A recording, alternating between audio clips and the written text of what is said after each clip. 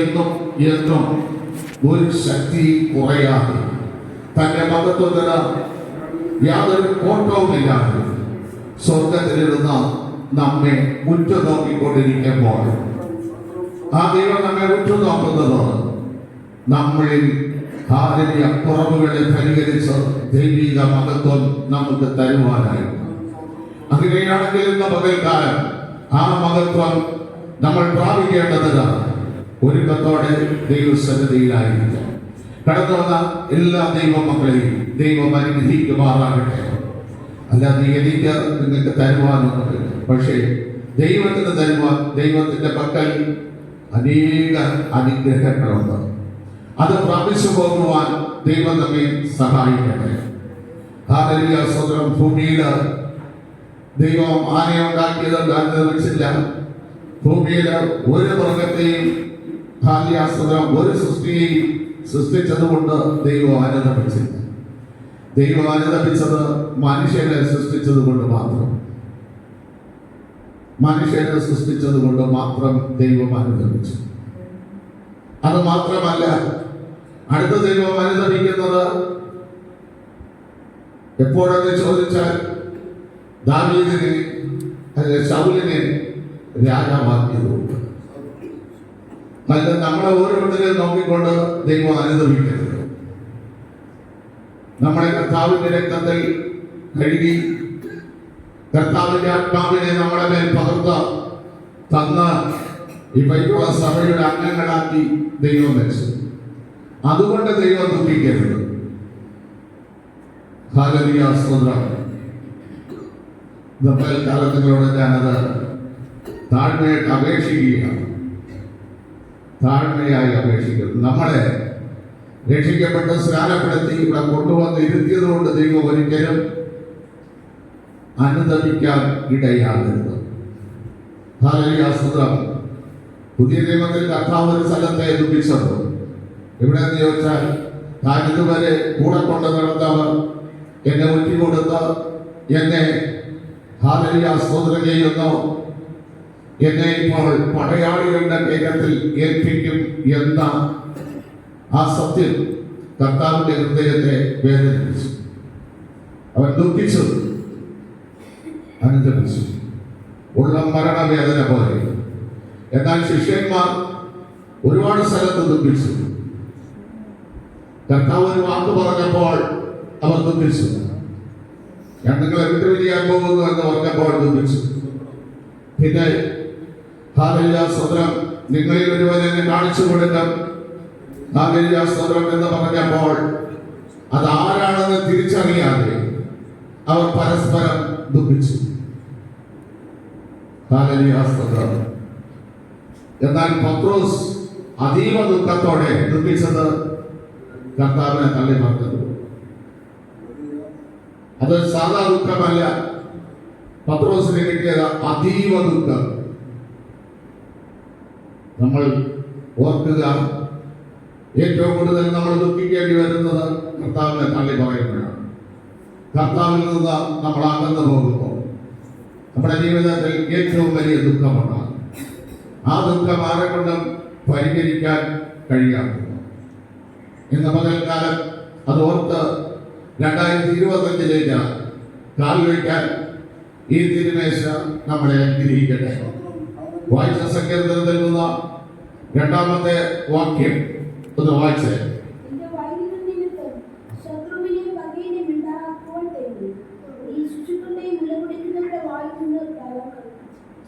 നിന്റെ വൈരികൾ നിമിത്തം ഹല്ലേലൂയ സ്തോത്രം ചെയ്യുന്ന ശത്രുവിനെയും പകയിനെയും മിണ്ടാതാക്കുവാൻ ശിശുക്കളുടെയും മുലകുടിക്കുന്നവരുടെയും വായിൽ ബലം നിയമിച്ചിരിക്കുന്നു എന്ന് പറയുന്നാൽ, മക്കളെ, ആദ്യമായിട്ട് ശത്രുവിന്റെ മുമ്പിൽ ദൈവം ശിശുക്കൾക്ക് ബലം കൊടുത്തത് ആരുടെ മുമ്പിൽ? രണ്ടാമത് കൊടുത്തത് ആരുടെ മുമ്പിൽ? ആരുടെ മുമ്പിലാണ്? ഹല്ലേലൂയ സ്തോത്രം.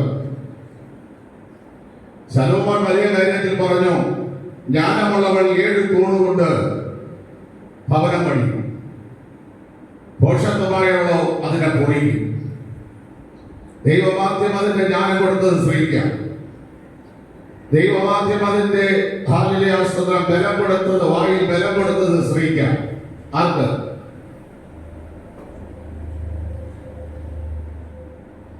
ശിശുവായിരുന്നതിന് സ്ത്രീക്ക് ബലം കൊടുത്തു ദൈവം. ആർക്ക്? മിരിയാമിന്. എന്ത് ബലം കൊടുത്തു? പുറപ്പാട് പുസ്തകം 2-ാം അധ്യായം 4 തൊട്ട് 10 വരെ ഒന്ന് വായിച്ച്, കൊണ്ടിരുവാൻ 7 വരെ വായിച്ചു.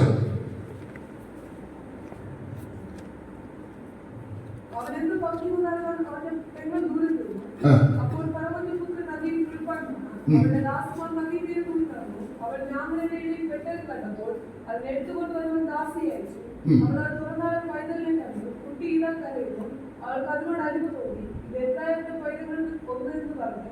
അവന്റെ പെങ്ങൾ ഫറവോന്റെ കുട്ടിയോട്, ഈ പൈതലിന് മുല കൊടുക്കേണ്ടത് എബ്രായ സ്ത്രീ ഞാൻ ചെന്ന് വിളിച്ചുകൊണ്ട് വരയണമോ എന്ന് ചോദിച്ചു. ഫറവോന്റെ കുട്ടി അവളോട്, ചെന്ന് കൊണ്ടുവരുതാൻ പറഞ്ഞു. മതി. ഇതിൽ നിന്ന് മിരിയാമിന് എന്ത് ബലമാണ് അവിടെ വായിൽ കൊടുത്തത്? എന്ത് ബലം?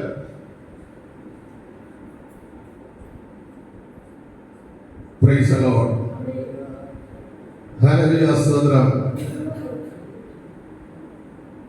മോശെക്കാലം 9 വയസ്സുകൾക്ക് മൂത്ത ഒരു കുഞ്ഞാണ് മിരിയാം. 9 വയസ്സ്. ഈ കുഞ്ഞ് തന്റെ സഹോദരൻ എന്ത് ഭവിക്കുമെന്നറിഞ്ഞ് അടുത്തല്ല ചെന്ന് നിന്നത്, ദൂരെ നിന്നു. അതിന് കാരണം എന്താണ്?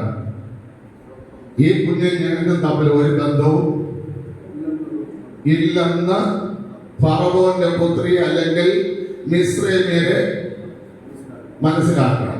അടുത്ത് ചെന്ന് ഈ കുഞ്ഞ് നിന്നാൽ ഈ കുഞ്ഞിനും മോശയ്ക്കും തമ്മിൽ എന്തോ ബന്ധമുണ്ട്. ഒന്നാം ഈ കുഞ്ഞിനെ തുറന്ന് കാണിക്കുമ്പോൾ ഫറവോന്റെ പുത്രി പറയുന്നു, ഇത് എബ്രായരുടെ കുഞ്ഞ്. ഈ കുഞ്ഞിനെ മിസ്രൈമ്യർ പാല് കൊടുക്കാൻ പാടില്ല, മിസ്രൈമ്യർ അതിനെ വളർത്താൻ പാടില്ല. ഹല്ലേലൂയ. സ്തോത്രം. ആ കുഞ്ഞിനെന്ന് പറയുന്ന വാക്ക്, ഈ കുഞ്ഞിന് പാല് കൊടുക്കാൻ ഞാൻ ഒരു എബ്രായ സ്ത്രീയെ കൊണ്ട്, അല്ലാതെ എന്റെ അനിയനാണ്, ഞാൻ എന്റെ അമ്മയെ വിളിച്ചോണ്ട് വരാം എന്ന സെന്റൻസ് പറഞ്ഞില്ല. അതാണ് വിവേകം. അങ്ങനെ ഒരു വാക്ക് ആ കുഞ്ഞ് പറഞ്ഞിരുന്നുവെങ്കിൽ അപ്പോൾ ആ കുഞ്ഞ് മോശം എന്ത് ചെയ്യും? കൊല്ലും. ആ കുഞ്ഞിന്റെ വായിൽ ദൈവം കൊടുത്ത വിവേകം, ദൈവം കൊടുത്ത പരിജ്ഞാനം. പ്രിയ ദൈവങ്ങളെ, ഇങ്ങനെയുള്ള തലമുറ നമ്മളെ വീട്ടിൽ ജനിക്കണം. അതിനുവേണ്ടി പ്രാർത്ഥിക്കണം. വിവേകമുള്ള തലമുറ, ജ്ഞാനമുള്ള തലമുറ, എടുത്തു ചാടി എന്തെങ്കിലും പറയുന്ന ഒരു തലമുറയല്ല, അവിവേകം പ്രവർത്തിക്കുന്ന ഒരു തലമുറയല്ല. അവിവേകം പ്രവർത്തിക്കുന്ന തലമുറ നാശത്തിലേക്ക് പോകും. മനസ്സിലായോ? അവിടെ പരിജ്ഞാനത്തോടുകൂടി സംസാരിച്ചത് കൊണ്ട് മോശയുടെ ജീവൻ നിലനിന്നു. അവിടെ പരിജ്ഞാനത്തോടെ സംസാരിച്ചത് കൊണ്ട് മോശ രാജകൊട്ടാരത്തിൽ വളർന്നു. അവിടെ പരിജ്ഞാനത്തോടെ സംസാരിച്ചത് കൊണ്ട് മോശയ്ക്ക് മിസ്രൈമിലെ സകല ജ്ഞാനവും വിദ്യയും പഠിക്കാൻ കഴിയും. മറ്റ് മിരിയാമിനോ അധരോനോ പഠിക്കാൻ കഴിയാത്ത സകല ജ്ഞാനവും വിദ്യയും മിസ്രൈമിയുടെ സകലതും മോശയ്ക്ക് പഠിക്കാൻ കഴിഞ്ഞു. നമ്മുടെ ഇപ്പോഴത്തെ ആദ്യാസ്ത്രം ചെയ്യുന്ന ഇവിടെ ആദ്യാസ്ത്രം നമ്മുടെ കുഞ്ഞുങ്ങളിരിക്കുന്നു. ഇവരടുത്തൊരു കാര്യം പറഞ്ഞേച്ചാൽ ഇവർ എങ്ങനെയെന്ന് പറയും?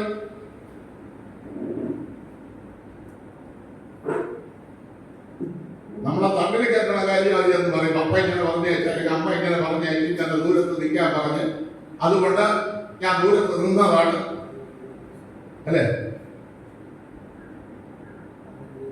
കുഞ്ഞിനെ മാത്രമല്ല, ഇത് കൊണ്ടൊന്ന് ഒളിപ്പിച്ച് വെച്ചവരെയും കൂടെ പറ്റേണ്ട കാര്യം നമ്മളെ മക്കൾ പറയും. കാരണം എന്താണെന്നറിയാമോ? പ്രിയ ദൈവമക്കളെ, നമ്മളല്ല ഈ ഒട്ടക പക്ഷിയ. ഇന്ന് ഈ മനുഷ്യരെല്ലാം 90% എന്താണ്? പക്ഷിയുടെ പ്രത്യേകം മുട്ടയിട്ടിട്ട് വൈകുന്നേരം ഞാനൊക്കെ വളർന്നോ. മക്കളെ ജനിപ്പിക്കുന്ന ഉത്തരവാദിത്വം, അമ്മയ്ക്ക് പ്രസവിക്കുന്ന ഉത്തരവാദിത്വം, അതിനെ എങ്ങനെ വളർത്തണമെന്നോ എങ്ങനെ പരിപാലിച്ചെടുക്കണമെന്നോ അറിയാത്ത മാതാപിതാക്കൾ. അതുകൊണ്ട് നമ്മുടെ മക്കളെല്ലാം എന്ത് ചെയ്യുന്നു? വാണ പോലെ പോകുന്നു. അല്ലാതെ ജ്ഞാനമില്ലാത്തത് കൊണ്ടല്ല, ദൈവം ബുദ്ധി കൊടുക്കാത്തത് കൊണ്ടല്ല, പരിപാലനം ശരിയല്ലാത്തതുകൊണ്ട്, മക്കളെ പരിപാലിക്കുന്നത് ശരിയല്ലാത്തതുകൊണ്ട്, മക്കളെ വളർത്തേണ്ട മാർഗം കാണിച്ചു കൊടുക്കുന്നത് ശരിയല്ലാത്തതുകൊണ്ട്, അവർ പോകേണ്ട വഴിയിൽ അവരെ അഭ്യസിപ്പിക്കാത്തതുകൊണ്ട്, അല്ല ബുദ്ധിയില്ലാത്തത് കൊണ്ടൊന്നുമല്ല. നമ്മുടെ മക്കളെ ഇപ്പൊ പഠിപ്പിക്കുന്നത് ശരിക്കും പറഞ്ഞാൽ വക്രതയുടെ വഴിയിൽ കൂടെ. അതുകൊണ്ട് അവർ വക്രതയിൽ കൂടെ പോവുള്ളൂ. മനസ്സിലായില്ലേ? ഈ പെൻഗിനെന്ന് പറഞ്ഞുകൊണ്ട് പക്ഷിയുണ്ട്. വർഷത്തിൽ ഒരു മുട്ട ഇടുള്ളൂ. വർഷത്തിൽ ഒരു മുട്ട ഇടുള്ളൂ. ആ മുട്ട തറയിൽ വിടാതിരിക്കാൻ എപ്പോഴാണോ പെൺപക്ഷി മുട്ടയിടുന്നത് അത് ആദ്യാസ്ത്രജ്ഞൻ ഇങ്ങനെ വെച്ചുകൊണ്ടിരിക്കും. ആ മുട്ടയെ ഏറ്റുവാങ്ങും. മുട്ട അത് ഇട്ട് കഴിഞ്ഞാൽ ആ പക്ഷി പിന്നെ അവിടെ നിൽക്കുകയില്ല. മുട്ടയിട്ട് ആരെയും കൊടുത്തിട്ടുണ്ട്? ആൺപക്ഷിയുടെ കൊടുത്തിട്ടുണ്ട്. വേണമെങ്കിൽ ചൂട് കൊടുത്ത് അതിനെ വിരിച്ചോളണം. മനസ്സിലായില്ലേ? ആ പക്ഷി അതിനെ ആൺപക്ഷി അടയിരിക്കും. 90 ദിവസം വരെ ഇത് വിധിയാൻ. അതുപോലെ ആൺപക്ഷി എവിടെ പോകില്ല. ഈ മുട്ട ഇങ്ങനെ ഒരാഴ്ച പൊക്കി പിടിച്ചോണ്ടിരിക്കും. വിരിഞ്ഞു കഴിയുമ്പോൾ ഈ പെൺപക്ഷി മഞ്ഞൊരുക്കി വെള്ളമായി കഴിയുമ്പോൾ ആ വെള്ളത്തിൽ കൂടെ ഒഴുകി ഈ കുഞ്ഞിനെയും അപ്പനെയും കാണാറുണ്ട്. പണ്ട് എന്റെ അപ്പൂപ്പൻ പറയും, പെണ്ണ് പ്രസവിച്ചിട്ട് ആണ് വളർത്തണം. മക്കൾ ആര് വളർത്തണം? പ്രസവിക്കേണ്ട ഉത്തരവാദിത്വം പെണ്ണിന്, വളർത്തേണ്ട ഉത്തരവാദിത്വം അപ്പന്. മനസ്സിലായില്ലേ? ഇപ്പോഴത്തെ അപ്പന്മാര് പറയുന്നത്, ഞാൻ എന്ത് ചെയ്തിട്ടുണ്ട്, ജോലി ചെയ്ത് കഷ്ടപ്പെട്ട് ക്ഷീണിച്ച് കൊണ്ടു തന്നത്, ഇനി നിന്നെയൊക്കെ കൊണ്ട് നടക്കാൻ എന്നോട് പറ്റൂല, നീയൊക്കെ പോണടത്ത് കൂടെ വരാൻ പറ്റില്ല, പിന്നെ എന്ത് ജനിപ്പിച്ച്. എന്റെ ചോദ്യം അതാ.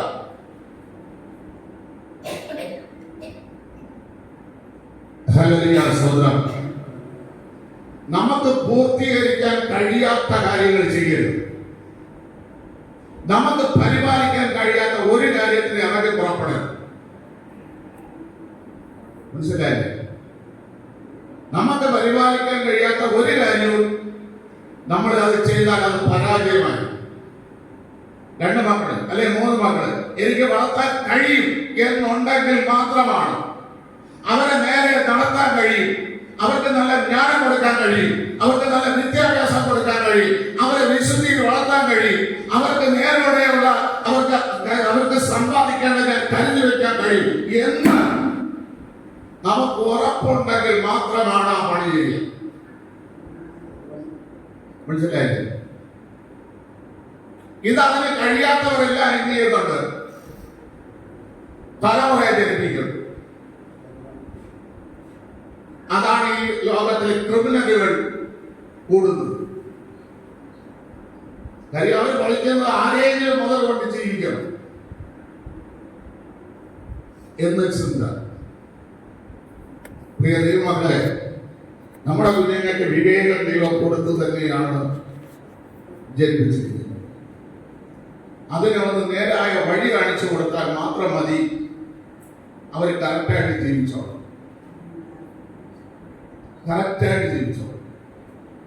പക്ഷെ നമ്മളാണ് വളർന്ന വഴി അവർക്ക് കാണിച്ചു കൊടുക്കും. എന്നാൽ രാത്രി പ്രാർത്ഥിക്കുമ്പോൾ പലരെയും ഭർത്താക്കന്മാരാക്കിയിട്ട് ദൈവം ദുഃഖിക്കണം. അതാണ് ഞാൻ തുടക്കത്തിലത് പറഞ്ഞത്. ഈ സഭയിലിരിക്കൽ പലരെയും കുടുംബ ജീവിതത്തിൽ പ്രവേശിപ്പിച്ചതുകൊണ്ട് ദൈവം സത്യമായിട്ട് തമാശ പറഞ്ഞ എന്ന് പറഞ്ഞാൽ പെണ്ണ് കെട്ടാൻ യോഗ്യത ഇല്ലാത്തമാർ പെണ്ണ് കെട്ടിയത്. വിവാഹ ജീവിതത്തിന്റെ ABC അറിഞ്ഞൂടാത്തമാര് വിവാഹം കഴിച്ചത്.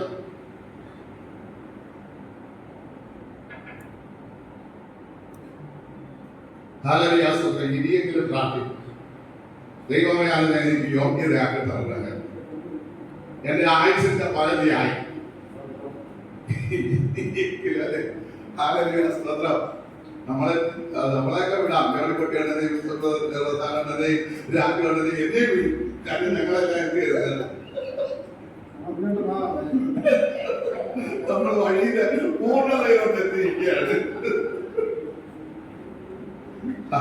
സ്തോത്രം. അപ്പൊ ഇത് ഞാൻ തമാശ പറയുന്നത് നിങ്ങൾ ചിന്തിക്കുക. ഒരു ഭർത്താവാകാനുള്ള യോഗ്യത എനിക്ക് തരണം, ഒരു അപ്പനാകാനുള്ള യോഗ്യത, എന്റെ മക്കളെ നന്നായിട്ട് വളർത്താനുള്ള യോഗ്യത.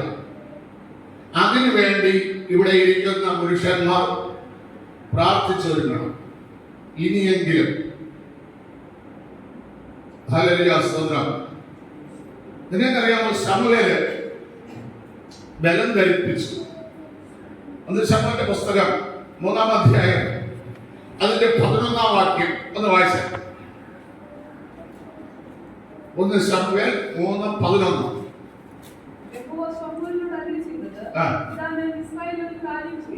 ഇതാ ഞാൻ ഇസ്രായേലിൽ ഒരു കാര്യം ചെയ്യും,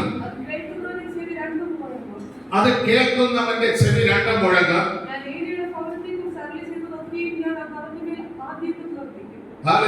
ഏലിയുടെ ഭവനത്തിൽ അരുളി ചെയ്തതൊക്കെയും ഞാൻ നിവർത്തിക്കാൻ പോവുകയാണ്.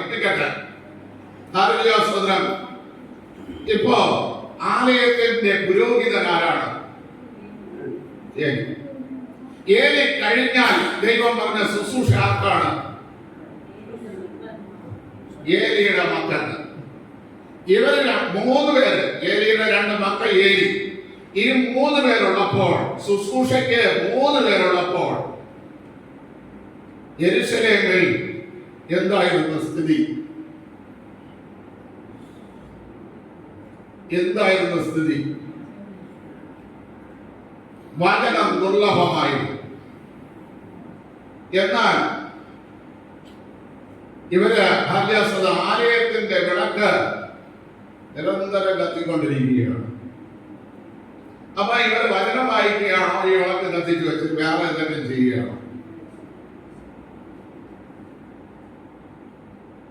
അവിടെ ശമൂവേലാണെങ്കിൽ വചനത്തിന് വിളക്ക് കിട്ടുന്നതിന് മുമ്പേ കിടക്കും.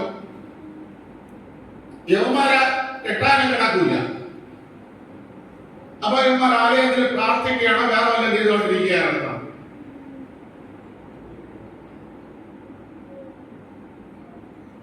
യവന്മാര് പ്രാർത്ഥിച്ചെങ്കിൽ ഇവന്റെ കുടുംബകാര്യം ഇവർക്കല്ലേ വെളിപ്പെടുത്തി കൊടുക്കും. ഈ ആദ്യാസ്ത്രം ചെയ്യുന്ന പാലുകൂടി മാറി അവിടെ താമസിക്കാൻ ആലയത്തിൽ കൊണ്ടുവന്നിട്ട് ഒരു ശിശുവായിരിക്കുന്ന ശമൂവേലിനെ വെളിപ്പെടുത്തി കൊടുക്കും. അപ്പൊ ഇവര് ദൈവവചന വായനയുണ്ടോ? ദൈവത്തോട് പ്രാർത്ഥനയുണ്ടോ? അതല്ലേ നമ്മുടെ സഭാകുടുംബങ്ങൾക്ക് ഇപ്പൊ മറികടക്കുന്നത്. എങ്കിൽ അവർക്ക് വെളിപ്പെടില്ല അവരെ വീട്ടിൽ അഭിഷേകങ്ങൾ. വായനയിൽ നല്ല രീതിയിൽ ഹൃദയം തുറന്ന് ദൈവത്തോട് അടുത്തെങ്കിൽ നിങ്ങളുടെ കാര്യം നിങ്ങൾക്ക് വെളിപ്പെടുത്തി തരില്ലേ? മറ്റൊരാളുടെ അടുത്ത് എന്ന് ദൈവം പറയുമോ?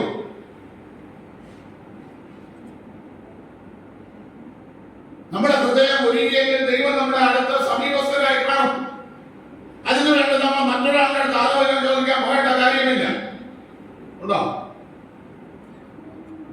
ഇവിടെ ഒരു ശിശുവിന് പറഞ്ഞു കൊടുത്തു.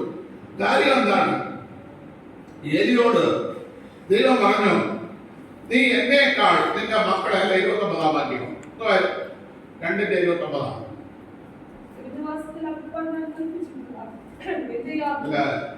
നിന്റെ മക്കൾ നിന്റെ മക്കളെ എന്നേക്കാൾ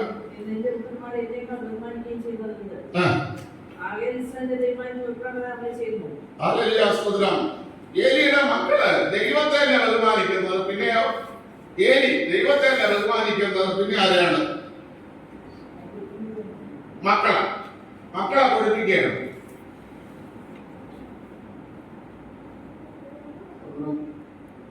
ഹല്ലേലൂയ സ്തോത്രം. ദൈവത്തെ ഭയപ്പെടാൻ മക്കൾക്ക് പറഞ്ഞു കൊടുക്കേണ്ട ഒരു പരം അല്ല, ദൈവത്തെക്കാൾ മക്കളെ പുകഴ്ത്തുകയാണ്. അതിന്റെ 16-ാം വാക്യം വായിച്ച 2:16. അതിനുശേഷം നീ ആഗ്രഹിക്കുന്നിടത്തോളം എടുത്തുകൊള്ളുക എന്ന് അവനോട് പറഞ്ഞാൽ മുമ്പേ പുരോഹിതന്റെ ബാല്യക്കാരൻ വന്ന് ജാതം കഴിക്കുന്നവനോട് പുരോഹിതന് വറുപ്പാൻ മാംസം തരിക, പച്ചമാംസമല്ലാതെ വേവിച്ചത് വാങ്ങുകയില്ല എന്ന് പറയും. മേധസ് തെറ്റിച്ചു കഴിയട്ടെ.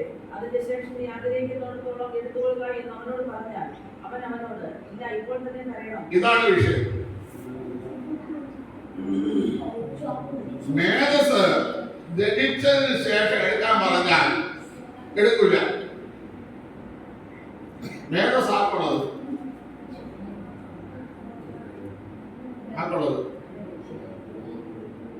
മേധസ് ആക്കുള്ളത് ഇവിടെ എഴുതിയിരിക്കുന്ന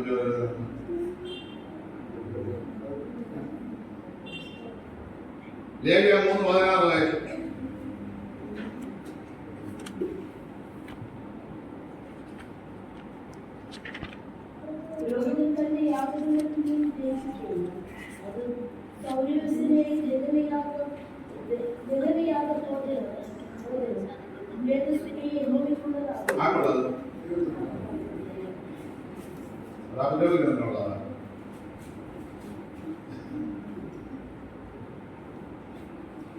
മേധസ്സൊക്കെ ഈ യഹോവയ്ക്കുള്ളത്. അതാണ് അടുത്ത മക്കൾക്ക് കൊടുക്കുന്നത്. ദേശാഭിമാനൊക്കെ അടുത്ത മക്കളുടെ കാര്യത്തിന് വേണ്ടി ചില അത് ഉറപ്പാണ്.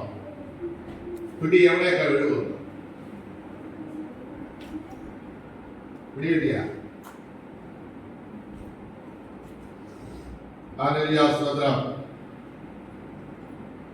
അങ്ങനെ എടുത്ത് ഒരാള് കുട്ടിക്ക് ഫീസ് കൊടുത്താലും ഒരാള് ഹാല്യവസ്ത്രം ഷൂ വാങ്ങിച്ചാലും ഉടുപ്പ് വാങ്ങിച്ചാലും ദൈവത്തെക്കാൾ ആ വ്യക്തി ആരെ ബഹുമാനിക്കുന്നു?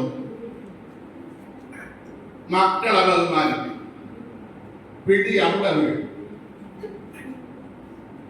അവിടെ വീഴുമ്പോ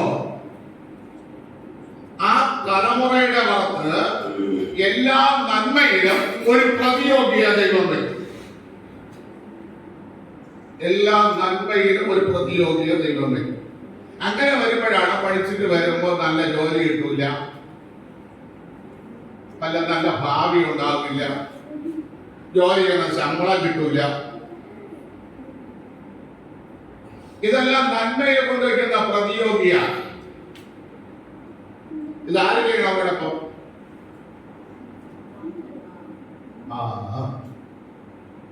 അപ്പനും അമ്മയും ചെയ്യണം. അവരോടൊപ്പം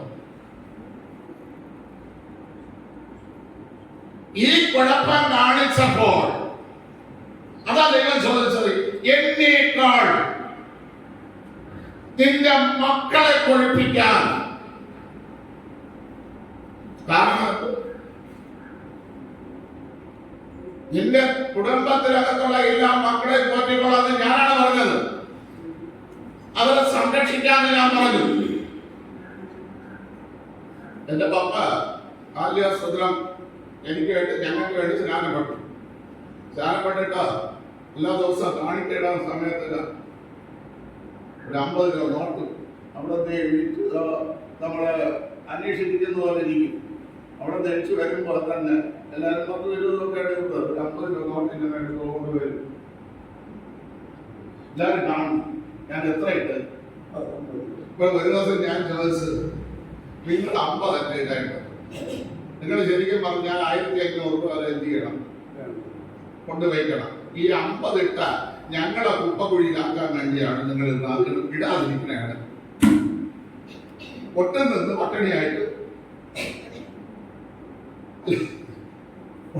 പട്ടിണി കിടക്കാതെ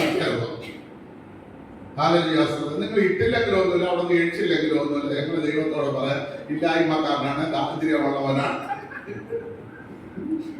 പ്രാരാബ്ധമുള്ളവനാണ് എന്നൊക്കെ ഞങ്ങൾ എന്ത് ചെയ്തോളാം? ദൈവത്തോട് പറഞ്ഞ് കേണം വീണ് കരഞ്ഞോളാം. നിങ്ങൾ എഴുതിക്കാതിരുന്നാ. അങ്ങനെ നിന്ന് ഞാൻ മടപ്പാറ ശുശ്രൂഷയ്ക്ക് പോകുമ്പോൾ പപ്പ എന്നോട് ചോദിച്ചു, അതിൽ ശാസ്ത്രത്തിൽ ഞങ്ങൾ സംസാരിക്കാൻ 3-4 വർഷം വേണ്ടിയിട്ടാണ്. ചോദിച്ചു, അറിയാൻ ഞാൻ കത്തു എന്ന് പറഞ്ഞു പിന്നെ വെച്ച് ഇറക്കി വിട്ടതാണ്. സ്വന്തം എന്നോട് ചോദിച്ചാൽ സുഖാനന്ദ ആശുപത്രി വല്ലതും കിട്ടുവാണ്. ഞാൻ ചോദിച്ചു, നിങ്ങൾ എത്ര കാണിക്കാൻ എഴുതുമായിരുന്നു? അതിന്റെ നന്മയിലേ എനിക്ക് കിട്ടുള്ളൂ. നിങ്ങൾ കുറുക്കി പിടിച്ചാൽ അല്ലേ അപ്പ എത്ര ഇട്ടിട്ടുണ്ട് അതിന്റെ നന്മയിലെ മകൻ കിട്ടുള്ളൂ. അല്ലാതെ വേറെ അവിടെ കൊണ്ട് വെച്ചിരിക്കുന്ന. അതേപോലെ നിങ്ങളെല്ലാം എത്ര അർപ്പിച്ചിട്ടുണ്ട്, നിങ്ങളുടെ മക്കൾക്ക് എത്ര കിട്ടാൻ യോഗ്യതയുണ്ട് എന്നോട് എന്ത് ചെയ്യണം? ഇന്നോട്ട് ഒന്ന് കാൽക്കുലേഷൻ ചെയ്ത് ഒന്ന് നിങ്ങൾ നോക്കണം. ഹല്ലേലൂയ സ്തോത്രം. ഇസ്രായേലിൽ വൈരിയുണ്ട് അല്ലേ? മോശ ജനിക്കുന്ന സമയത്തും ആരുണ്ട്? പ്രതിയോഗിയുണ്ട്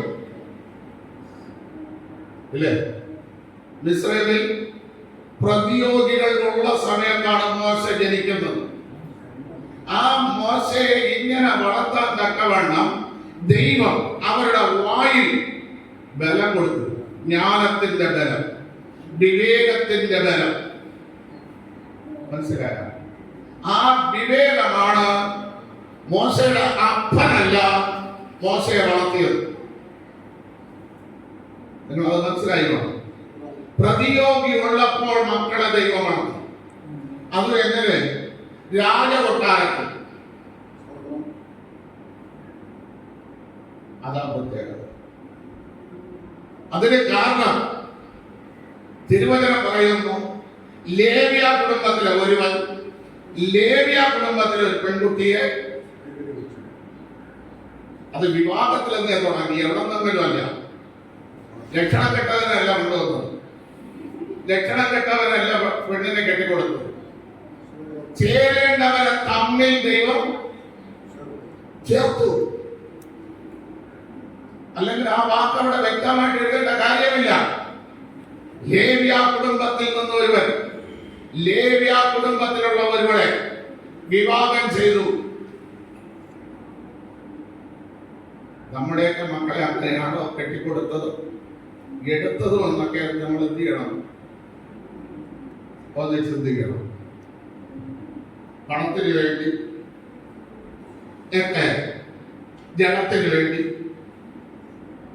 ഒക്കെ തെരഞ്ഞെടുത്തിട്ടുണ്ടെങ്കിൽ തലമുറയുടെ മേൽ ദൈവം അത് കണക്കിടും. മനസ്സിലായ? തലമുറയുടെ മേൽ അത് കണക്കിടും. ഹല്ലേലൂയ സ്തോത്രം. വൈരി ആ സെന്റൻസോടെ പറഞ്ഞുതരാം. ന്യായാധിപന്മാരുടെ പുസ്തകം 16-ാം അധ്യായം അതിന്റെ 24-ാം വാക്യം ഒന്ന് വായിച്ച.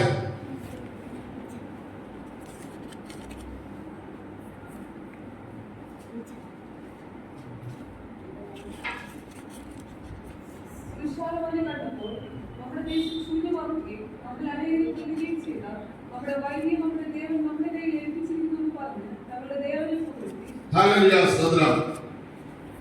13 വർഷം മക്കളില്ലായിരുന്ന ദൈവത്തിന് വടയും മാംസവും കൊണ്ടുവന്ന് കൊടുത്തിട്ട ദൈവം പറഞ്ഞു, ഞാൻ നിന്റെ വടയും തിന്നില്ല, മാംസവും തിന്നില്ല, എങ്കിലും നീ വരുന്നത് വരെ ഞാൻ കാത്തിരിക്കാം എന്ന് പറഞ്ഞ അതിനെ ദഹിപ്പിച്ച്, നിന്റെ മകനെ എനിക്ക് നാസീറുള്ളവനായിട്ട് വളർത്തണം, നീ കൃഷിക്കാരനാണെങ്കിലും ഞാൻ അവനെ ഇസ്രായേലിന്റെ ന്യായാധിപനാക്കി മാറ്റും, ഫെലിസ്ത്യരെ തകർക്കാൻ, ഫെലിസ്ത്യരോട് പക ചോദിക്കാൻ ഞാൻ അവന് ഇസ്രായേലില് ഇതുവരെ ഇല്ലാത്ത ബലം അവന് കൊടുക്കും എന്ന് തന്റെ അപ്പനോട് പറഞ്ഞു. അതിന്റെ അമ്മയോട് പറഞ്ഞു, നീ അവനെ ഗർഭം ധരിക്കുന്ന സമയം മുതൽ ഉണക്ക മുന്തിരിക്കയുടെ ഒന്നും തിന്നരുത്. ഇത് യഹൂദന്മാരുടെ ഇടയിൽ അല്യാസത്രം വീഞ്ഞു കുടിക്കരുത്. അവൻ ജനിച്ച് 1 വർഷം വരെ അവന്റെ തലയിൽ നിന്ന് മുടിയെടുക്കരുത്. അല്ല, ദൈവത്തിന്റെ സന്നിധിയിൽ കൊണ്ടുവന്ന് അവന്റെ തലമുടി എടുക്കണം. അങ്ങനെ അവൻ നാസീർ ഉദസ്തനായിട്ട് എനിക്ക് വളരണം. ഇതാ ദൈവം കൊടുത്തു. മനോഹയ്ക്കും അവന്റെ ഭാര്യ. ഞാൻ ഒന്ന് പറയാം, മക്കളെ നേരെ വളർത്താത്തവന്റെ അമ്മമാരുടെ പേര് വേദപുസ്തകത്തിൽ എഴുതില്ല, ജീവന്റെ പുസ്തകത്തിലും കാണും. വായിച്ചു നോക്കാം. ലോത്തിന്റെ ഭാര്യയുടെ പേരുണ്ടാ, ഈയോവിന്റെ ഭാര്യയുടെ പേരുണ്ടാ, മനോഹയുടെ ഭാര്യയുടെ പേരുണ്ടാ. മക്കളെ നേരെ വളർത്തില്ല, ഭക്തി കുറഞ്ഞില്ല.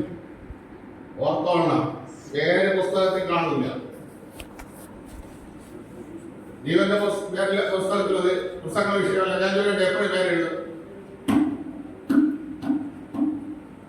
ജീവപുസ്തകം എപ്പോഴും പേരെഴുതും? ഇല്ലാത്ത കാര്യം പറയില്ല. ജനിക്കുന്ന സമയം, ഏതൊരു ജനിക്കുന്ന സമയത്ത് പേരെഴുതും. അതാണ് ദാവീദ് പറഞ്ഞത്, ഞാൻ ഒന്നുമില്ലായിരുന്നപ്പോൾ, ഞാൻ ഭിണ്ടാരമായിരുന്നപ്പോൾ അമ്മയുടെ ഉദരത്തിൽ എന്നെ നിയമിച്ച നാളിൽ നീ നിന്റെ കണ്ണെന്നെ കണ്ടു. അന്ന് നിന്റെ പുസ്തകത്തിൽ എന്റെ പേരുണ്ട്. എഴുതിയിട്ടുണ്ടോ? ഉണ്ടാ. പിന്നെ ആ പേര് എപ്പോഴും വരും. മോശയോട് ദൈവം പറഞ്ഞു, പുറപ്പാട് 32:33, എന്നോട് പാപം ചെയ്യുന്നവന്റെ പേര് ഞാൻ മാറ്റി. പേര് പോകുന്നത് അപ്പോഴാണ്. എന്നോട് പാപം ചെയ്യുന്നവന്റെ പേര് ഞാൻ മാച്ചു കളയും. ലിവ്യാഗ്രഹം കൊണ്ട് ലോത്ത് പണങ്ങിയപ്പോൾ അതിന് മുഖ്യ കാരണം ലോത്തിന്റെ ഭാര്യയാണ്. അതാണ് ഞാൻ പറഞ്ഞത്, ജ്ഞാനമുള്ളവൾ വീട് പണി, പോഷത്വമായവൾ കുളിക്കും. അദ്ദേഹത്തിന് ഒരു മക്കളില്ലാത്തതുകൊണ്ട് നമ്മളെ മോനെ പോലെ കരുതി കൊണ്ടുവന്നാണ്. ആ ചിറ്റപ്പന്റെ അടുത്ത് പിണങ്ങരുത്, അവരോട് ചേർന്ന് നിൽക്കണമെന്നൊരു ഭാര്യയാണ് എന്ത് ചെയ്യേണ്ടത്? അടുപ്പിക്കേണ്ടത്. അതിന് പകരം നമുക്ക് കിട്ടേണ്ടത് ഇങ്ങോട്ട് ബാക്കിയെന്ന് പറഞ്ഞുകൊണ്ട് ഡോക്ടർ അബ്രഹാമിനെ വിളിച്ചു പറഞ്ഞുകൊണ്ട് ഇങ്ങോട്ട് ഓടി. പേര് മാറി, പുസ്തകത്തിൽ നിന്ന് പേര് വ്യക്തി. മനോഹര ഭാര്യയുടെ പറഞ്ഞ് ഇങ്ങനെ വളർത്തണമെന്ന്. അവൾ വളർത്തിയില്ല.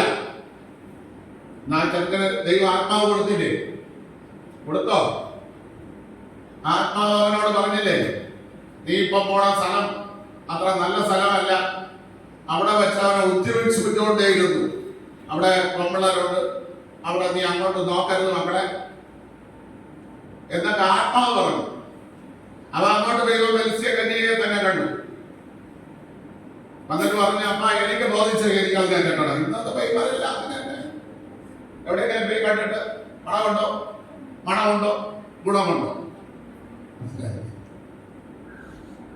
മണം ഗുണം ഉണ്ടോ? എനിക്കത് വേണം. അപ്പ എനിക്കത് വേണം. അവന്റെ നാശം. ഇപ്പോൾ ആ ശിംശോനെ, ഇസ്രായേലിൽ വെച്ച് ഏറ്റവും ബലവാനായ ശിംശോൻ, ഇസ്രായേലിൽ വെച്ച് സ്തോത്രം ചെയ്യുന്നു, ആദ്യമായിട്ട് സിംഹത്തെ കീറിക്കളഞ്ഞവനായ ശിംശോൻ, രണ്ടായിട്ട് വലിച്ചു കീറിയ ശിംശോൻ, ഇപ്പോൾ ചങ്ങലയിൽ ബന്ധിക്കപ്പെട്ട സ്തോത്രം ഒരു കുരങ്ങനെ പോലെ ദാവീദിന്റെ ക്ഷേത്രത്തിൽ കണ്ണ് കുത്തിപ്പൊട്ടിച്ച് അവനായിട്ട് കുരങ്ങ് കളിപ്പിക്കും. ഇന്ന് നമ്മളൊക്കെ കുടുംബങ്ങളിൽ ചിലതെല്ലാം കാഴ്ചയില്ലാതെ കളിച്ചുകൊണ്ടിരിക്കും. കാഴ്ച പ്രാപിയത് നിന്റെ കുടുംബത്തിന്റെ അനർത്ഥം കാണാനുള്ള കാഴ്ച, നിന്റെ കുടുംബത്തിലെ വരും കാലം കാണാനുള്ള കാഴ്ച, നിന്റെ മക്കളുടെ ഭാവി കാണാനുള്ള കാഴ്ച, അത് കാണാതെ കുരങ്ങനെ പോലെ ജീവിക്കരുത്. മറ്റുള്ളവർക്ക് കളിപ്പിക്കുന്ന കളിയിൽ ജീവിക്കരുത്. നീ എന്താകുന്നു എന്ന് നീ മനസ്സിലാക്കി ജീവിക്കണം. അല്ലെങ്കിൽ നീ വൈരിയുടെ കയ്യില.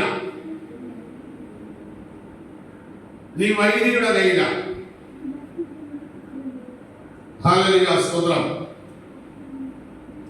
പ്രിയ ദൈവമേ, ദൈവം നമ്മളെ തള്ളിക്കളഞ്ഞിട്ടില്ല.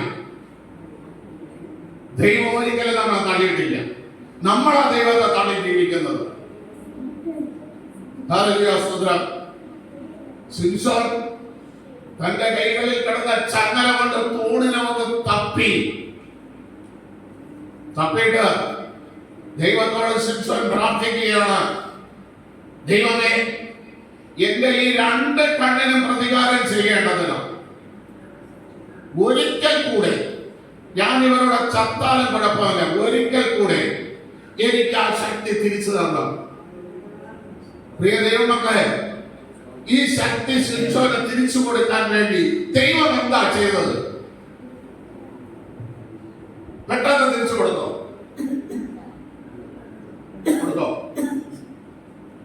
പിന്നെ ദൈവം എന്ത് ചെയ്തു? എവിടെയാണോ ശക്തി വെച്ചിരുന്നത് ആ ശക്തിയെ മുഴുവൻ വലിച്ചു കളഞ്ഞെങ്കിലും ദൈവം ആ ശക്തിയെ എന്ത് ചെയ്തു? മുടി വളർന്നു. ശത്രുക്കൾ വിചാരിക്കുന്നത് ഒരിക്കൽ കുഴിയിലായാൽ പിന്നെ എണീക്കാൻ ഇല്ല, ദൈവം എണീപ്പിക്കും. അതാ പറഞ്ഞത്, എന്റെ വീടെ കൂടെ കുതിര ഓടിയാലും രഥം ഓടിയാലും എന്റെ ദൈവം ജീവിക്കുന്നുണ്ട് എന്നെ എണീപ്പിക്കാൻ.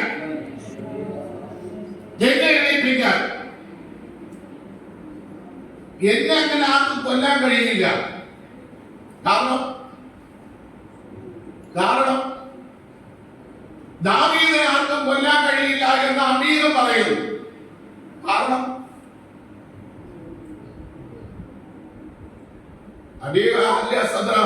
അവൾ പറഞ്ഞത്, യജമാനൻ ചെയ്യുന്നത് ദൈവത്തിന്റെ വേലയാണ്. അതുകൊണ്ട് ദൈവം ദാവീദിന്റെ ജീവൻ എവിടെ വെച്ചിരിക്കണമെന്ന് ദൈവത്തിന്റെ ഭണ്ഡാരത്തിൽ കൂട്ടി വെച്ചിരിക്കും. പിന്നെ ആൾക്കാരെ തൊടാൻ പറ്റും, ആൾക്കാരെ എടുക്കാൻ പറ്റും. ദൈവത്തിന്റെ വേല ദൈവം പറയുന്നത് പോലെ ആണ് നീ ചെയ്യുന്നതെങ്കിൽ ഒരു ശുശ്രൂഷ എന്നല്ല, ഒരു കുടുംബമാണ് ദൈവം, സഭയല്ല ദൈവം ആദ്യം സൃഷ്ടിച്ചതാണോ? ഒരു കുടുംബം. അപ്പൊ കുടുംബത്തിനകത്ത് ദൈവം പറയുന്നത് പോലെയുള്ള ഒരു ജീവിതമാണ് നീ നയിക്കുന്നതെങ്കിൽ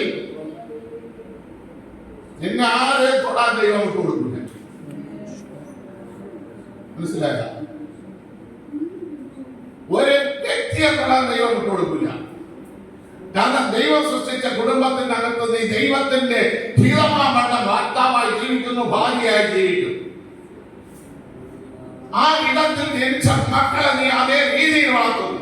നീ വലിയ ഭക്തനൊന്നും ആകണ്ട, പക്ഷെ കുടുംബത്തിനകത്ത്, കുടുംബ ജീവിതത്തിനകത്ത് ദൈവം ആഗ്രഹിക്കുന്ന നിലവാരത്തിൽ നീ ആണെങ്കിൽ നിന്റെ കുടുംബത്തെ, നിന്റെ തലമുറയെ സംരക്ഷിക്കാൻ എന്റെ ദൈവം കാണും.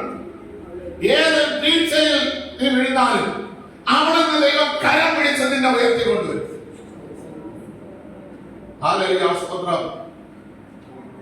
അല്ലാതെ നിനക്കറിയാമോ ശിക്ഷ എത്ര വരെ വന്നു? മോശ എത്ര വരെ വന്നു?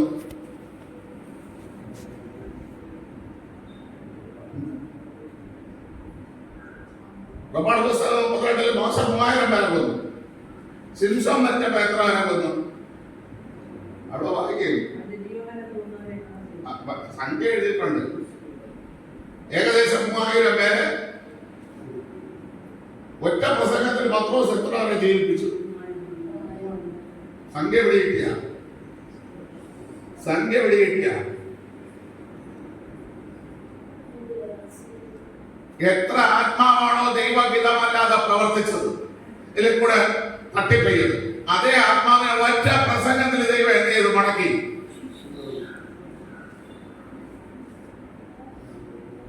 അതേപോലെ നിന്റെ കുടുംബത്തിനകത്ത് ദൈവഹിതമല്ലാതെ എത്ര എണ്ണം കിടന്നാലും നമ്മൾ ക്ലിയർ ആണെങ്കിൽ, അപ്പൻ അമ്മമാര് ക്ലിയർ ആണെങ്കിൽ, മക്കളെ നല്ല രീതിയിൽ വളർത്താൻ ആഗ്രഹിച്ചിട്ടുണ്ടെങ്കിൽ എത്ര എണ്ണം കുഴിയിൽ കിടന്നാലും അവനെ ദൈവം കരം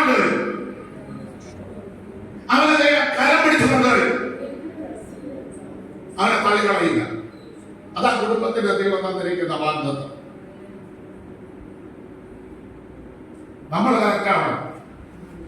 അമ്മ അമ്മയുടെ ജോലി ചെയ്യണം, അപ്പൻ അപ്പന്റെ ജോലി ചെയ്യണം. മനസ്സിലായില്ലേ? അത് ചെയ്ത് വളർത്തണം. 3 വയസ്സിൽ കഴിയുന്ന കുഞ്ഞിന് 3 വയസ്സ് തൊട്ട് ശമൂവേലിന് 3-ാം വയസ്സിൽ ഇടകൊണ്ടു ഇട്ടുകൊടുത്ത് ആലയത്തിനകത്ത്. പിന്നെ എപ്പോഴാ ശമൂവേലിന്റെ അമ്മ വന്ന് കാണുന്നത്? വർഷം തോറും. ഇത് ദൈവസാന്നിധ്യം ആഴ്ചയിൽ 1 ദിവസം, ബാക്കി 6 ദിവസം എവിടെ? മറ്റതാ 1 വർഷം എവിടെ? 3 വയസ്സ് കഴിഞ്ഞ കുഞ്ഞിന് 5 വാക്യം വേദമെങ്കിലും എന്റെ മോനായിരുന്നാലും ശരി, നിങ്ങളായിരുന്നാലും ശരി, പഠിപ്പിച്ചില്ലെങ്കിൽ നീ വിഷമിക്കും. എല്ലാത്തിനും സമയം നീ കണ്ടെത്തും, എല്ലാത്തിനും വലിയ കാര്യങ്ങൾ കണ്ടെത്തും. 5 വാക്യം വേദം നീ പഠിപ്പിച്ചില്ല എങ്കിൽ അതിന്റെ ഇഷ്ടത്തിന് എങ്ങനെ ജീവിക്കും? സിംസോൻ പറയണം, എനിക്ക് ബോധത്തിൽ എനിക്ക് ഇഷ്ടമുള്ളത് ഞാൻ ചെയ്യും. എന്റെ കൂടെ നിൽക്കാൻ അപ്പനും അമ്മയും. അവൻ ആദ്യം ചെയ്ത പ്രവൃത്തി എന്ത് ചെയ്തു? സിംസോൻ ആദ്യം ചെയ്ത പ്രവൃത്തി അപ്പനെ അമ്മയെ വിളിച്ചു. സിംഹത്തെ കീറിയ കാര്യം അങ്ങോട്ട് തോട്ടത്തിൽ എറിഞ്ഞ കാര്യം വിളിച്ചില്ലേ? ഇതേപോലെ 10 വയസ്സ് തൊട്ട് നിന്റെ മക്കൾ നിന്നെ വിളിക്കാറുണ്ട്. പല കാര്യങ്ങളും വിളിക്കാറുണ്ട്. കൊണ്ടേ കൊണ്ടുവന്ന് വരം വയ്ക്കാൻ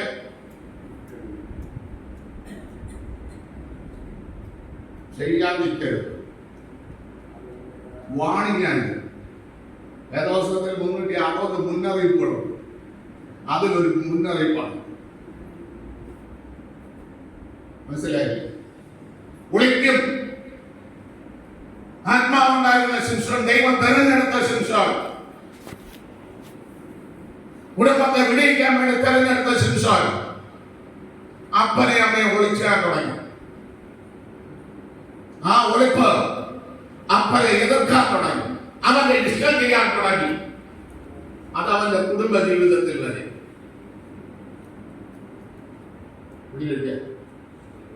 അപ്പൊ വൈദ്യ സൃഷ്ടിച്ചത് ആര്? ദൈവവും നമ്മളാണ്. പറഞ്ഞിട്ട് ഇപ്പൊ നിർത്താം.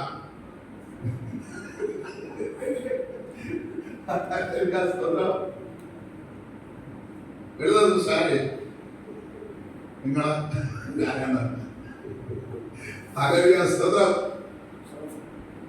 ഇന്ന് പകൽക്കാലം ഈ 2024 വയസ്സെത്തുമ്പോ ചിന്തിച്ചു ഉണർന്ന ദൈവമേ, എനിക്ക് തെറ്റുപറ്റിപ്പോയി, ഇനിയെങ്കിലും ഞാൻ ഉണരാൻ തയ്യാറാണ്. ഇനിയെങ്കിലും എന്റെ അകൃത്യത്തെ മാറ്റി എന്റെ കർത്താവ് ഈ പുതിയ നിയമത്തിൽ വരുമ്പോൾ എന്റെ കർത്താവ് പൈതൽ വളർന്നു, ജ്ഞാനം നിറഞ്ഞു, ആത്മാവിൽ ബലപ്പെട്ടു, ദൈവകൃപയിൽ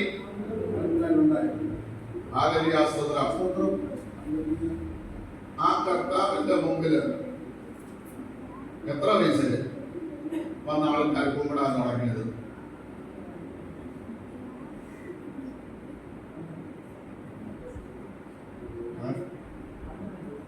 രണ്ടു വയസ്സാവണമെന്നൊക്കെ അതും വന്ന് കുമ്പിട്ടതാരും വിദ്വാൻമാർ, ശകുനവാദി അല്ലേ? വിദ്വാന്മാർ വന്ന് കുമ്പിട്ട താഴെ നോക്കുമ്പോ 2 വയസ്സിന് താഴെ തന്നെ. അങ്ങനെ വളർന്ന കർത്താവിന്റെ 12 വയസ്സായപ്പോൾ ശാസ്ത്രി മാലെത്തിയതു. അവൻ ചോദിച്ച ചോദ്യത്തിന് മറുപടി. അപ്പൊ എത്ര വയസ്സിൽ നമുക്കറിയാം ഇത് താഴോട്ടാണോ ഉയരോട്ടാണോ എന്ന്? ഈ വിത്ത് താഴോട്ട് പൊടിക്കാൻ തുടങ്ങിയാണോ ഉയരോട്ട് പൊടിക്കാൻ തുടങ്ങിയാണോ എന്ന് എത്ര വയസ്സിൽ അറിയാം?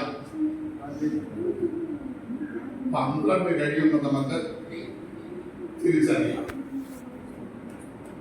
മനസ്സിലായില്ലേ?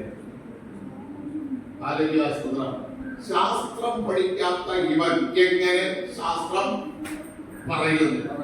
ഇവന്റെ അപ്പൻ അച്ഛൻ യോസേഫ് നമ്മുടെ കൂടെ ഉണ്ട്, ഇവന്റെ സഹോദരങ്ങൾ നമ്മുടെ കൂടെ ഉണ്ട്. പിന്നെ അവർക്കാർക്കുമില്ലാത്ത പ്രത്യേകത ജ്ഞാനം ഇവന് കിടന്നു. ദൈവത്തിൽ, പിതാവിൽ, നിന്റെ കുടുംബക്കാരുടെ മധ്യത്തിൽ, നിന്റെ ചാർച്ചക്കാരുടെ മധ്യത്തിൽ, നിന്റെ ദേശക്കാരുടെ മധ്യത്തിൽ നിങ്ങളുടെ മക്കളെ ജ്ഞാനത്തോടെ വളരും. ആ ദേശക്കാരുടെ മധ്യത്തിൽ അവർക്കാർക്കുമില്ലാത്ത ജ്ഞാനം നിന്റെ മക്കൾക്ക് വേണമെന്നുണ്ടെങ്കിൽ 3 വയസ്സാകുമ്പോൾ 5 വാക്യം വീതം അവരെ എത്തിക്കണം. പഠിപ്പിക്കുന്നത് മാത്രമല്ല, അവരുടെ ഹൃദയത്തിനകത്ത് നീ പതിപ്പിക്കണം. പഴയ നിയമത്തിലൊരു വാക്യമാണ്, പ്രവാചകന്റെ പുസ്തകം 31-ാം അധ്യായം 30-ാം വാക്യം തൊട്ട് വായിക്കുമ്പോൾ വായിച്ച് ഹല്ലേലൂയ സ്തോത്രം ചെയ്യുന്നു. ഓരോരുത്തരും സാധാരണ ലക്ഷ്യത്തിൽ നിന്ന് മാത്രം പഠിക്കുന്നത്. പച്ചമുന്തിരിക്കത്തിന്റെ കറന്റെ പല്ലിയെ കുളിക്കുകയുള്ളൂ. ഞാൻ താല്പര്യത്തോടും യഹൂദമതത്തോടും പുതിയൊരു നിയമം ചെയ്യുന്ന കാലം വരും എന്ന് യഹോവയുടെ അരുളപ്പാട്. പുതിയ നിയമം ചെയ്യുന്ന കാലം വരും. കാര്യം പലരുടെയും പല്ലിപ്പഴയ ചെയ്തുകൊണ്ടിരിക്കുകയാണ്. നമ്മുടെ സഭയ്ക്കകത്ത് കുളിച്ചുകൊണ്ടിരിക്കുന്നു. ഞാൻ അവരുടെ പിതാക്കന്മാരെ കൈക്ക് പിടിച്ചു ഇസ്രായേൽ ദേശത്തു നിന്ന് കൊണ്ടുവന്ന നാളിൽ ഞാൻ അവരോട് ചെയ്ത നിയമം പോലെയല്ല. ആ നിയമത്തിൽ ഇവർ എന്ത് ചെയ്തില്ല, നിലനിന്നില്ല. അതാ പല്ല് കുളിക്കാൻ കാരണം. പിടികിട്ടിയ ഞാൻ ഇവരെ അപ്പന്മാരെ കൈപിടിച്ചു കൊണ്ടുവന്നിട്ട് ഒരു നിയമം ചെയ്തു. ആ നിയമത്തിൽ ഇവർ അപ്പന്മാരെ എന്ത് ചെയ്തില്ല, നിലനിന്നില്ല. അതുകൊണ്ടാ പല്ല് കുളിച്ചത്. ആ നിയമം എങ്ങനെ എഴുതി കൊടുത്തു? പലവയും. ഇനി ദൈവം ചെയ്യാൻ പോകുന്ന നിയമം എന്തിൽ എഴുതും? വരെ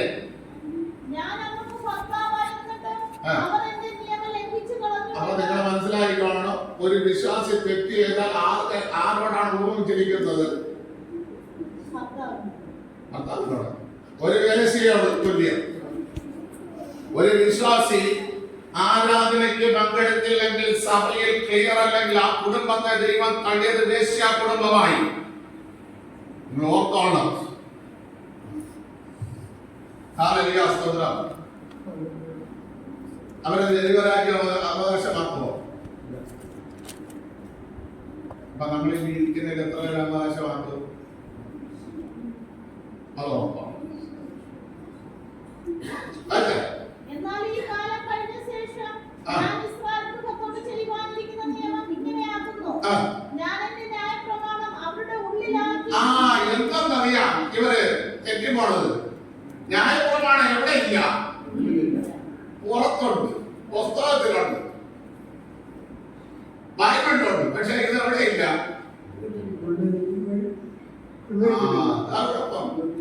ന്യായപ്രമാണം ഇത് ഉള്ളിലുണ്ടെങ്കിൽ ആരും മലന്നു വീഴില്ല. എങ്ങനെ വീഴുള്ളൂ? ആത്മാപൂർണമായി കമന്നേ വീഴുള്ളൂ. കാര്യം വേദപുസ്തകത്തിൽ ഒരിടത്തും എന്ത് ചെയ്തിട്ടില്ല, ഈ മലന്നു വീണ പരിപാടി ഇല്ല. അപ്പൊ ഇത് വായിക്കാത്തത് കൊണ്ടാണ് എന്ത് ചെയ്തത്? ആത്മാവ് വന്നില്ലെങ്കിൽ ഇങ്ങനെ മലന്നു വീഴുന്നുണ്ട്. കോഴിപ്പടയിൽ പലപ്പടക്കണം, അതായത് ഞാൻ ചാവാൻ പോണം.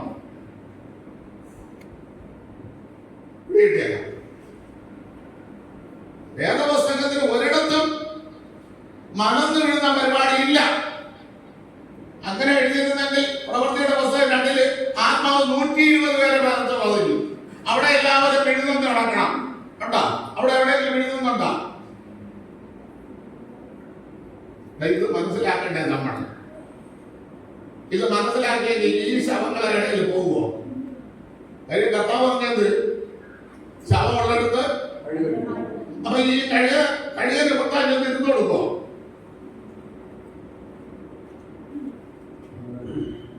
മനസ്സിലായോ? ഇന്ന് ഈ തിരുമേശ എടുക്കുമ്പോൾ നിങ്ങളൊരു തീരുമാനത്തിലെത്തണം. എന്ത് തീരുമാനം? ഈ പുസ്തകത്തിലെ വാക്യങ്ങളെല്ലാം എന്റെ ഉള്ളിനകത്ത് ഞാൻ പതിപ്പിച്ചു കഴിഞ്ഞു. ആർക്കും എന്നെ തോൽപ്പിക്കാൻ പറ്റാത്ത നിലവാരത്തിൽ, ആരും എന്നെ തെറ്റിക്കാൻ പറ്റാത്ത നിലവാരത്തിൽ, ഞാൻ സ്വയം തെറ്റിപ്പോകാത്ത നിലവാരത്തിൽ ഈ തിരുവചനങ്ങളെല്ലാം എന്റെ ഹൃദയത്തിനകത്ത് ഞാൻ പതിപ്പിച്ചു വെക്കുമെന്നുള്ള തീരുമാനത്തോടെ ഈ തിരുമേശ പഠിക്കുന്നു.